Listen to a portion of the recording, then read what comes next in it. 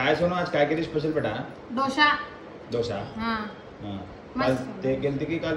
हा त्याला काल आप्पे म्हणते ते म्हणून आमच्याकडे तर त्याला हेच गुळपांगडेच म्हणते ते. बरं ठीक आहे, मग मी बी आप्पे म्हणते आजपासून. लय सगळेजण मेसेज केलं बरं का आप्पे आप्पे म्हणून. बरं चालतंय, मी आता गुळपांगडे आप्पे आप्पेच म्हणते हो, गुळपांगडे नाही.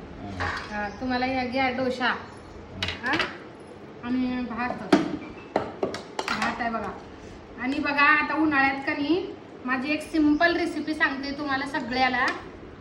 फ्रेंड्स ऐका, हे दही आहे, त्या दह्यात का नाही कांदा, हिरवी मिरची आणि थोडंसं मिरीचं पावडर घालून अशी चटणी बनवायचं.